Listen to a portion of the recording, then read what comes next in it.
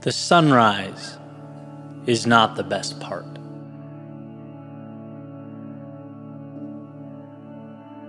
I want to explain something I've tried to articulate over the years, but at least in my mind, have never quite captured how I feel or what I mean. Because I think it's important. Now, a tad trivial, or could be seen that way. In fact, I picture one of those memes where the top says nobody, and the bottom would say Eddie screaming about the sunrise for 10 years. Whereas a buddy of mine recently said, a bird flies over my right shoulder and I want to go home and write a novel about it. But, truth be told, there's beauty in the mundane. And I think when looked at correctly, some of our greatest lessons about ourselves, about the world, and about how those two things often aren't as different as we might be inclined to think, shine through. So we're going at this again, one more time. The beginning, 4 a.m., I couldn't sleep last night. So I got up, I got dressed, went to the Dunkin' Donuts drive-thru around the corner, and was sitting there right as it opened at 5:30. Got my French vanilla coffee and headed to the beach to see night turn to day. And here's an interesting thing. If you were to search sunrise Pompano Beach on that particular day, it would have told you 6:28 a.m. I got to the beach around 5:40. And this will become more and more relevant as I sort of progress here. But when I arrived, it was dark. There was not a soul outside, except for a man with a dog, who for some reason warned me that he had a dog, and another man twirling around a glow stick. Listen, Florida's the best place I've ever lived by far, but it keeps you on your toes, man. So I walked by them and found a spot by the water. I sat down, and it was truly theatrical. It's almost hard to find the words for the South Florida sky in the morning as night turns to day. Right? And as I'm sitting there looking out over the Atlantic, you can see right where the ocean and sky touch these little patches of teal and orange and pink that start to slowly break up the darkness. Almost like someone's dipping their brush in paint and just flicking it at a canvas. Random assortments of colors. And it's very interesting because it happens subtly and somehow all at the same time. Piece by piece, these little neon strips start making their way over the horizon. I just sat back with my coffee and I watched the world around me come to life. Birds start flying over the water. The sand rake, if that's what it's called, started driving around, preparing the beach for everyone that would come visit that day. You start to hear voices and laughter infiltrate the beach around you. And here's my thing. Here is that thought that I truly feel is important, but have a hard time with the why. It's how people show up at 6:15 and make their way to the sand to watch the sun come up. Obviously, understandable. It is an incredible sight. To see that giant ball of fire emerge in the distance, seemingly make its way up into the sky, I get it. I just can't help but feel like in some way, it's similar to fast forwarding a movie to the point where the villain's already been defeated, where the problem's already been solved. It's like it's the post-game interview after the Super Bowl. The magic in my eyes is the before. Before the sun rises. It's watching something so dark, so empty, so hopeless, replaced by a masterpiece that takes your breath away. It's seeing out in the distance the light that was coming. It was always on its way. Make itself known to you for the very first time. And as that extravagant march from nothing to something takes place above and all around you, suddenly you can see your hand in front of your face. It's like you blinked and night became day. That type of transformation, that journey from one extreme to the other, it's so incredible, so emotional. It screams hope. It makes it that much harder for me to say, I can't change, I can't let go, I can't build. It's like, look, you just watched the black of night become day. It's a reminder that things are always dark until they're not. We can never see until we can. It's just make-believe until it's real. It's a process of holding on. Sometimes it's just holding on until that paint begins to color in the world around you. So it's not that the others are wrong. Again, I totally get it. I get the appeal of putting the beach chair down at 6:15. Snapping some pictures of the sun in its magnificence. I get it. It's real. It's tangible. It's the shiny object. Theoretically, it's what we should be looking at. But let's not forget that magic in its infancy. Because for everything that is, for every sun that rises, its origin was once darkness. Its beginning so convoluted and so bleak that it's only logical one would look around and fail to see reality stretching beyond those desolate confines. The world seems to like pointing out the shiny things and the obvious spectacles. But if you ask me, the power precedes that sun rising. The power is navigating through nothing, knowing that things will not only be different, but that a light show is soon to emerge.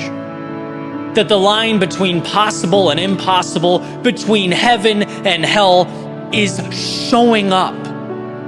It's settling in and hanging on as the darkness fades and gives way to morning. It certainly reminds me to hold on. It reminds me that amidst every storm, I'm living moments that when zoomed out comprise the masterpiece. It reminds me to hold on, to find color, to see the beauty, to appreciate the journey, because the sunrise is not the best part.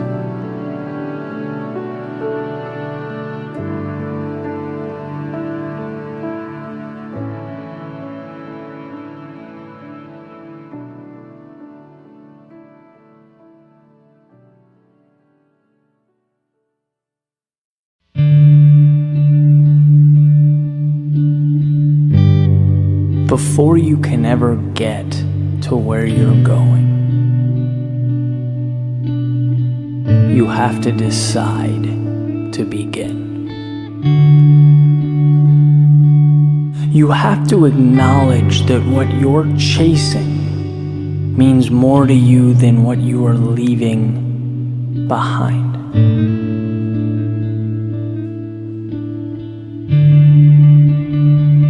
And then begins the greatest adventure you will ever experience. Knowing that you have turned someday into right now. That the road beneath you is waving you on, the wind at your back, it pushes you forward. There are no guarantees in life, but that just might be what makes it so incredible. You'll only go as far as you allow your imagination to take you. Whether it's the end of your driveway, or where the sun and the ocean intersect.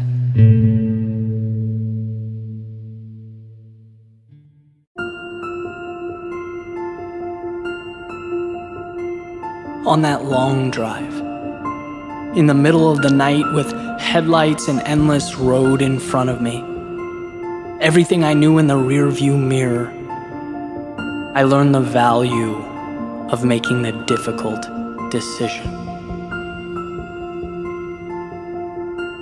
During the times of disappointment, being let down by the ones I counted on, I believed in, I learned the importance of loyalty, the power of being there for those who mean the most to you.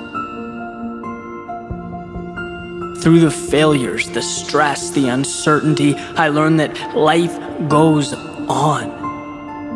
That when you allow yourself to fall, you build an immunity to the fear associated with hitting the ground. You get back up stronger. Through the heartbreak, the loss, the pain, I learned to appreciate every moment. To look around and not take any of this for granted. To both recognize and appreciate the fragility of the present, because with the snap of a finger, life can change. In the wake of past anger and conflict, I learned to pick my battles. That rarely is it worth my time. That our vantage points are merely a reflection of our backgrounds and understandings, and even the slightest effort to understand the person staring back at you can be the difference between building up and tearing down. From being overlooked, disregarded, the smallest person in the room, I learned the value of true leadership. The benefit of empowering those around you and making them feel appreciated. That walking alone may sometimes be necessary, but that building a vision that those around you believe in is unparalleled. Life is a teacher, and only through its toughest tests can its curriculum be understood, can its ideas and lessons take shape. What you need exists so long as you open your eyes, and you'll find an inevitable truth. That this universe, it wants you to win. It's holding its hand out, providing you everything you need. Just understand. Understand that the lows prepare you for the highs. The losses set up the gains. The mistakes build a foundation for the greatest things you will ever do. Life is a teacher. And should you listen, you'll see that it has no bounds, no restrictions, just the next chapter.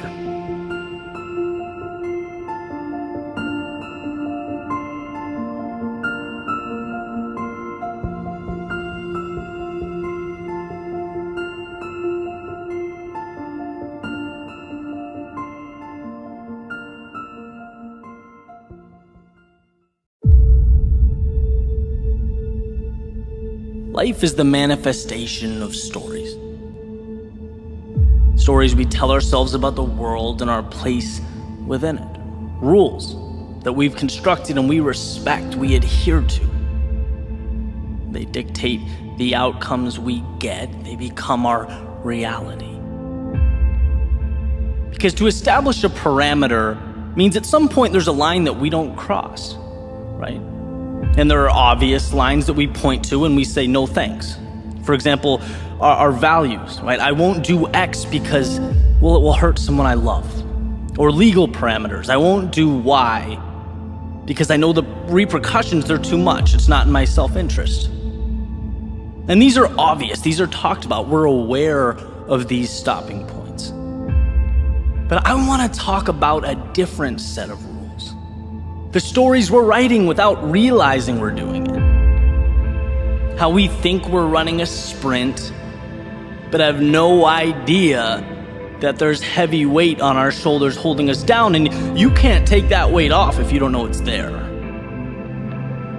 And this all came to me a few months ago. I was in LA for the weekend having lunch with some incredible entrepreneurs. They've done some amazing things. And one of them sold a dating app for hundreds of millions of dollars, another one a healthcare company, another one had a very successful food distributing business, and I'm sitting there kind of blown away. And my priority was to listen.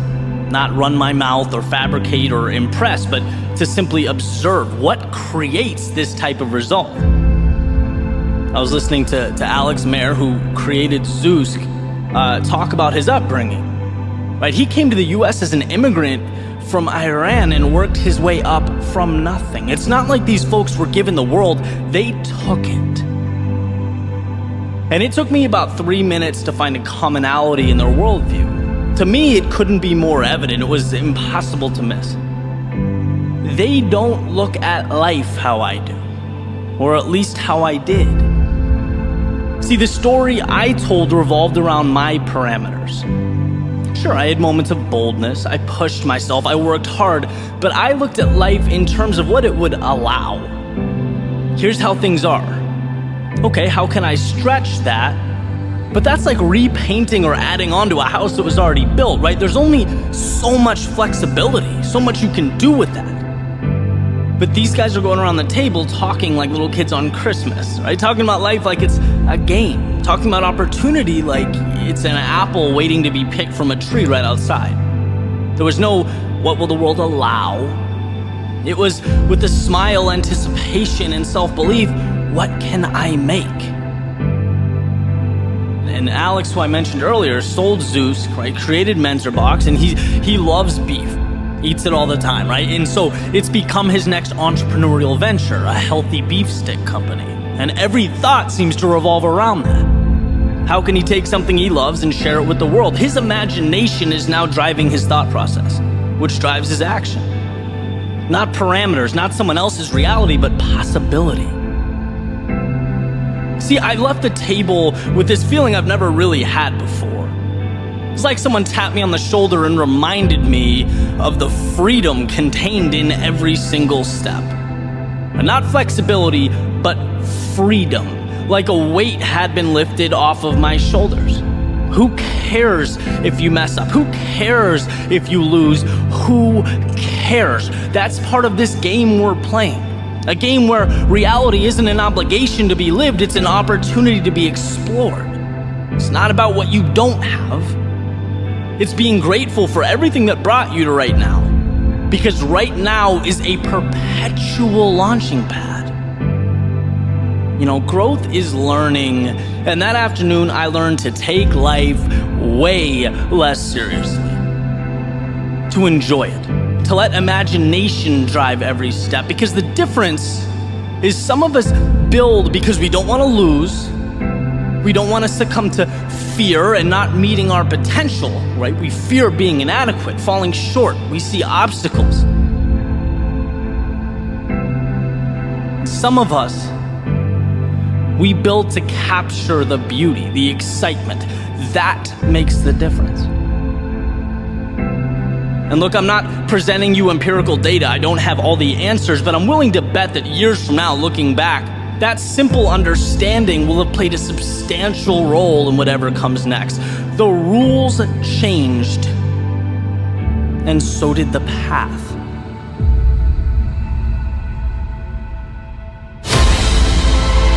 Let's not become so focused on each footstep that we lose sight of where they're collectively taking us. What are you building? Why are you here? To play by someone else's rules, or to transform yourself and by default the world around you? See, reality is fluid, it's malleable, and the beauty is in that process of creating. A ship leaving the harbor has infinite possibility, unlimited potential, and that gives it its power. There's no right turn or wrong turn. The only way to lose is to stand still, to think that horizon in the distance is too far or not for you. See, a harbor is not a stopping point, it's a beginning.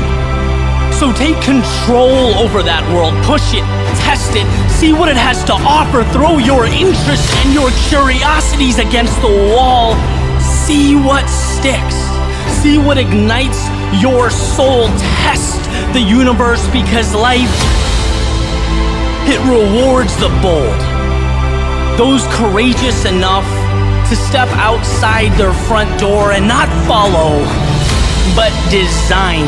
Those who know things are the way they are simply because others before them had the courage to make it so. Well, now it's your turn. You defeated the 1 in 400 trillion odds stacked against your birth. You navigated through your low points. You've done enough to get to this very moment, this instant, where the mistakes that brought you here will become the wisdom that leads you forward, that takes you to places you never thought possible. And where exactly that is entirely up to you.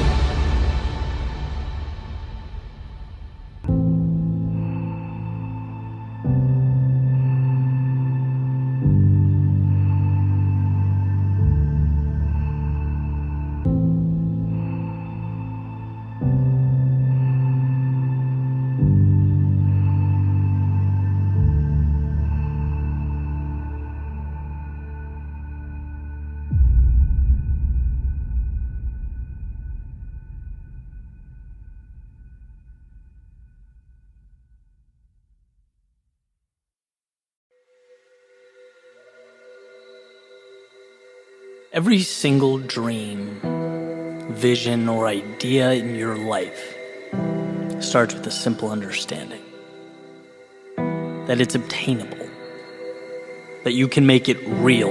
That's the beginning of everything. Self-belief is the gatekeeper that stands between current and future. See, if you think of reality as these city walls you're living in, it's not crazy to think that there are going to be people that only know that existence within the walls, right? That's what they see, that's what most believe, it's how they live. It is only self-belief, a confidence in something greater outside those walls, that opens the gate, that expands your reality. And if you don't believe anything good exists on the other side, why begin? If you don't think you're capable of getting there, why start? And this formula is simple, right? Let's not overthink it. We only move towards outcomes that we believe to be possible. And that's more important than ability, skill set, strength. I mean, you name it. Believing in yourself trumps all that. Because the person with an inferior skill set, maybe an average natural talent, but they believe in something and they move towards it. They give everything for this idea. They know it to be true. They'll always beat the talented person that's unsure, that procrastinates, that has 1 foot in and 1 foot out. And if you don't believe in yourself, you're building a city on sand. Because I'll tell you what, great things, they're great for a reason. They're in rare supply. They're limited, which means not everyone can have them, which means those who do have them have to fight for them, have to deal with being uncomfortable, have to give more, sacrifice more, pay a steeper price than the masses. And if you don't look in the mirror, stare yourself in the face and know you are one of those select few, what's gonna happen when life kicks back at you? You'll fold. You'll resort back to what you know. You'll flee the battle for safety, security, and comfort. But when you know your movie ends at the top of the mountain, when you know at the end of the day you're going to cross a finish line or hold a trophy, your brain internalizes conflict differently, very differently. For someone with self-belief, obstacles don't make you wonder if you should keep going, because you already know you have to keep going. I mean, come on, you haven't arrived yet. There's still a road to travel. No, in this situation, obstacles simply prompt you to ask how. How can I get through this? And that's the small discrepancy that changes everything. Because at some point, you'll look to your right and you'll look to your left and you'll find very few people get to the how question. They all stopped at if. I wonder if I can do this. I wonder if I'm capable. Well, they'll never know. They'll never see that sunset beyond those metaphorical city walls because they never truly believed in themselves. They never opened that gate. Look, I went through 16 years of education without a teacher or professor telling me, Eddie, 99% of life is just believing in yourself to figure challenges out as they come, to figure life out as it comes. That's it.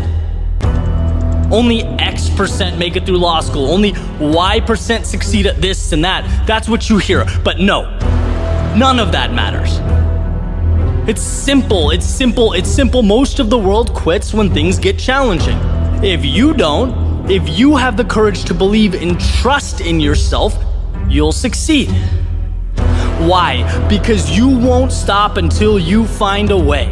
That's the power of self-belief. It's not quantum physics. It's not complex. You know, at one point, I didn't think I could make a living outside of a cubicle or office building. Then I saw others do it. And for the first time in my life, I believed it was possible. I changed my actions to support my beliefs, and here we are. At one point, I didn't think certain financial goals were reality. I didn't know about a free, flexible lifestyle. I wasn't aware of the type of relationships that would change my life. Why? Because they existed outside those city walls. I didn't believe they were real. I didn't believe in myself to create them, to make them in my own life. But with the change in belief comes a change in reality. You will always follow through on who you believe you are. So let's go back to that mirror visualization. At some point today, look at your reflection and think about nothing but what I'm about to tell you. Everything you need, you have. I promise you, you are equipped to change your life, the lives of everyone around you, and the world in which you exist. So take that fact. Feel it and never ask it again. From now on, the question is how. Your fate is not a coin flip, it's a puzzle. It's about arranging the pieces. And those two eyes looking back at you are more than capable of figuring that out. Ask simply, do you want it? And if yes, open that front door, take that first step, and inject yourself into a journey that will be unlike anything you've ever experienced before. A journey where you have the answers, the aptitude, and now the self-belief. And when you find yourself in the lowest of lows or the darkest of nights, find solace in that fact that will be more than enough to get you to dawn.